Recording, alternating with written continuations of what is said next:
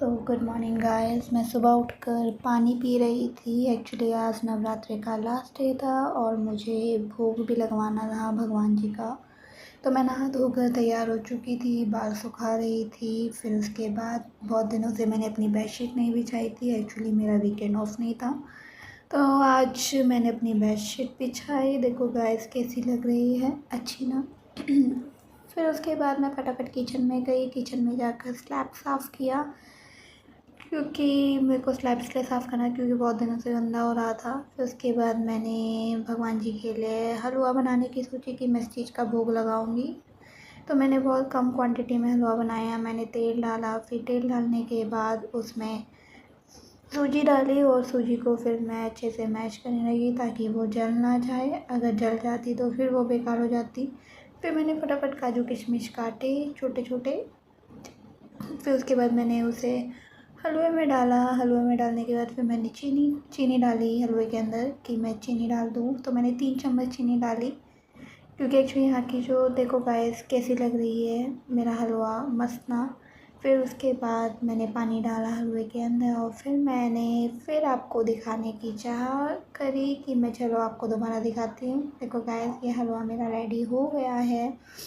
बस फाइनली मैंने ये भोग के लिए अलग से रख दिया भगवान जी के लिए। फिर मैंने सूरज भगवान जी को जल चढ़ाया।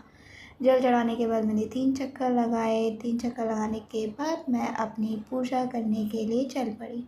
तो मैंने अपने शिव जी भगवान जी को बहुत प्यार से चंदन लगाया, उन्हें प्रणाम किया। तो मैं बहुत प्यार से चंदन लगा रही थी। फिर उन्हें मैंने उनके स्थान पे रखा।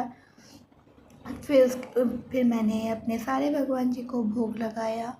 भगवान जी को भोग लगाने के बाद मैंने फिर अच्छे से प्रणाम किया भगवान जी को कि मुझे माफ़ कर देना, जो भी मैंने गलती करी हो मुझे माफ़ कर देना। उसके बाद मैंने प्रणाम करने के बाद मैंने अपना भोजन खाया। तो मैंने साबूदाना और हलवा। तो गाइस अब वक्त आ गया हलवा टेस्ट करने का। भगवान जी ने तो कर लिया, मैं टेस्ट करती हूँ। Really it's too yummy. बहुत अच्छा लगा मुझे खाकर। एंड देन फिर जैसे जैसे रात हुई तो मैंने आपको बताया था चाइना फेस्टिवल की मेरी छुट्टी थी। तो सनमार्लो साइड में बहुत ज़्यादा अच्छा डेकोरेशन हुआ था।